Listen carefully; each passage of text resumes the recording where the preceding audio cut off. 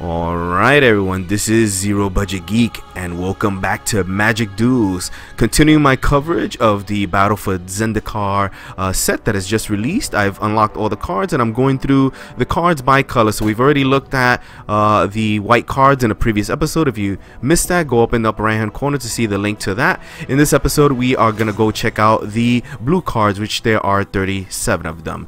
So let's go ahead and look at those now. And very first one we have here is Adverse Conditions, a 4-cost instant that is devoid. That means this card has no color, as you can see by the border there, which is really cool.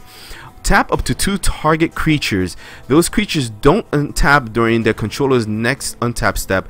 Put a 1/1 colorless Eldrazi sign creature token into the battlefield. It has sacrifice this creature, add 1 to your mana pool. So all Eldrazi sign tokens have that ability. So we're not going to read that all every time. But tap 2 target creatures as an instant is really, oh my god, it's really great, and you get a freaking creature for it. So I love that. I like that card right there. Let's go ahead and look at this. We got a Dispel, 1 mana, counter target instant spell. Yeah, I like that. That is, I mean, it's very narrow, but for 1 mana, I like that. That's actually interesting. And I've been waiting to see some more counter spells. We have a Benthic Infiltrator. It's a 3-cost creature for 1/4. It is an Eldrazi. It has the voice, so this card has no color, and it has ingest. Whenever this creature deals combat damage to a player, that player exiles the top card of his or her library. Benthic Infiltrator can't be blocked. This guy is a common, and he just gets through and exiles a top. I like that. And with his 4 health, he's gonna be kind of hard to deal with. Wow, and he's just a common. That's really awesome. I like that. We have Drowner of Hope. It's a 6-cost Eldrazi, and it has Devoid. This card has no color. When Drowner of Hope enters the battlefield, put 2 1/1 colorless Eldrazi signs into play, and when you sacrifice an Eldrazi sign, tap target creature. Pretty nice. A 5/5 that puts 2 colorless guys, and you can sacrifice them either for mana or to tap creatures. I like this. Wow, this is good. It's, no wonder it's a rare. Okay, we got a Brilliant Spectrum. It is a 4-cost sorcery that has Converge. Draw X cards, where X is the number of colors of mana spent to cast Brilliant Spectrum. Then discard this card. So you can get up to 4 with this. Draw 4 cards. That's not bad, but then you have to discard 2 cards. But that's still pretty good. Alright, we have an Eldrazi Sky Spawner. 3 mana for a 2/1 that is devoid. It has flying. When Eldrazi Sky Spawner enters the battlefield, put a 1/1 colorless Eldrazi Scion creature. So, all these Eldrazi look like they bring in the little tokens. So, I like this. This is 3 mana for 2 creatures. What's not to like? We have the Clutch of Currents, a 1-mana sorcery. Return target creature to its owner's hand, and it has Awaken for 5, which lets you turn land into a 3/3. I really like this. The only real drawback is the fact that it's a sorcery, so you can't use it, in the middle of combat. But I like this card. I think this could see some play because it's really useful later on. You got some dual uses with that. We have the Guardian of Tazim. It's a 5-cost 4/5. It's a rare. It has flying and landfall. Whenever a land enters the battlefield under your control, tap target creature an opponent controls. If that land is an island, that creature doesn't untap during its controller's untap step. So very good blue, making use of those tap things down ability. I like that. We have a Coastal Discovery, 4 mana for sorcery that just simply lets you draw 2 cards, and it has Awaken for a 4, but it costs 6 mana, which lets you get a 4/4 creature or turn one of your lands into a 4/4.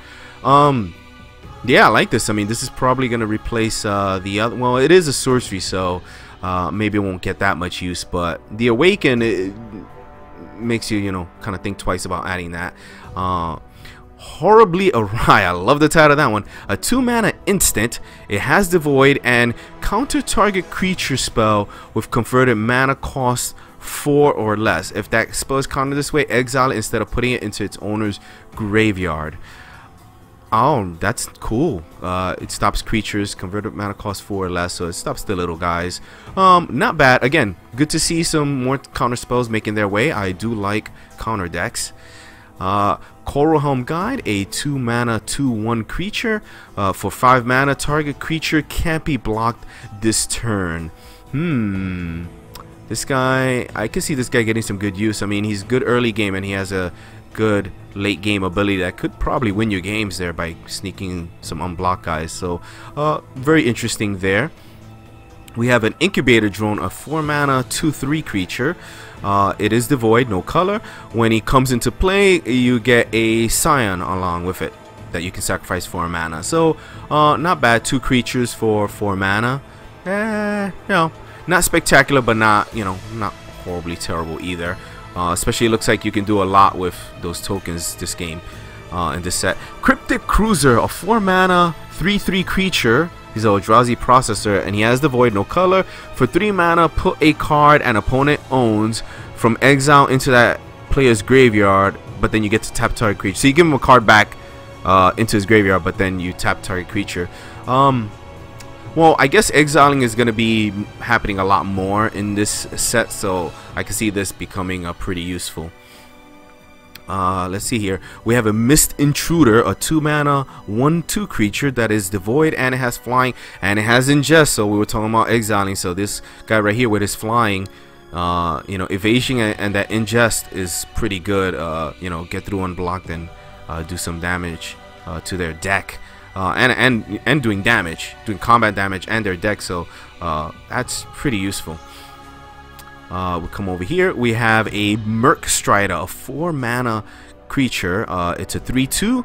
It has the void. When Merc Strider enters the battlefield, you may put a land an opponent owns from exile into that player's graveyard. If you do, return target creature to its owner's hand. Okay, well, I like this. It's like the Separatist of Void Mage. But he's a little bit bigger, but he has a drawback that you have to give him a card back to the graveyard, which may not matter. So pretty interesting. I like that guy. We have a Spell Shrivel, 3 mana for instant, devoid. This card has no color. Counter target spell unless its controller pays 4. If that spell is countered this way, put it instead exile it instead of putting it into, oh my god, I tongue twisted there. If that spell is countered this way, exile it instead of putting it into its owner's graveyard. Now this is a good spell. I really like this because the ability to exile on a counter could be really useful to get rid of, you know, stop, you know, recursion decks and stuff like that. So I could see this being a hard counter to certain decks that make use of their graveyard. Oracle of Dust, a 5-mana 3/5 creature, so he's got a big butt there, and he's devoid. And for 2 mana, put a card an opponent owns from exile into that player's graveyard. Draw a card, then discard a card. That's a nice ability. I like that. But 5 mana for 3/5, I guess that could be useful. But this is more a defensive card. I can see this going into like those mill decks though. This I can see that. Let's look over here. We have a Tide Drifter, 2 mana for 0/5. It's devoid, has no color. Other colorless creatures you control get +0/+1. So he's just there to boost everybody's defense. Again, I can see this good for a stall deck. Not too impressive them. Specialized use for sure. Part the Water Veil, a 6-cost sorcery. Take an extra turn after this one. Exile Part the Water Veil. Wow. Take an extra turn is the only thing, but exiles itself. Awaken for 6, 7, 8, 9 mana. Gives you lets you turn a land into a 6/6. So I think that's what the art there. So wow. So you can play this, make a creature if you pay it for that. You'll be able to attack with it because it has haste, and then you get an extra turn. So that's a big kind of like end the game kind of card. So really cool. If you can get, I mean, even at its base cost is really good, but I think it's worth waiting it out if you can. We have Tightening Coils, 2 mana enchantment. Enchanted creature gets 0 -6 and loses flying. This is, I like this. This is something that looks like you know, gives blue more options to deal with creatures. It is an enchantment that can be gotten rid of, but -6 stops like most things. So and loses flying. So that's cool. Like that. Like that. But the loses flying would be good against that flying ingest guy. Get a blocker out of the way. We have Prism Array, 6 mana enchantment. It is a rare. Converge. Prism Array enters the battlefield with a crystal counter on it for each color mana spent this way. Remove a crystal counter from Prism Array. Tap target creature. And if you spend 1 mana of each color, you get Scry of 3. Huh. That is interesting, but looks like it's very highly specialized. But interesting card there. I like to see what people make of that. We have a Ulamog's Reclaimer, a 5-cost creature for it's a 2/5, and it's devoid. And when he comes into play, you may put a card an opponent owns from exile into that player's graveyard. If you do, return target instant or sorcery card from your graveyard to your hand. Oh, not another one of these. I can see this going into Turbo Fog, though he does cost 5, so that's pretty high. But anyway, those kind of decks usually wait to the late game, and he's good defender. So yeah, I can see this going back into those Turbo Fog decks. We have Retreat to Coralhelm, a 3-cost enchantment. And whenever land enters the battlefield under your control, choose 1. You may tap or untap target creature or scry 1. Well, very useful. So this looks like it's a little cycle of cards here. These enchantments with landfall with dual abilities. We have a Wave Wing Elemental, a 6-cost 3/4 with flying, and when a land enters the battlefield under control, it gets +2/+2 until the turn. So it could be a what is that? A 5/6. Wow, 5/6 flyer.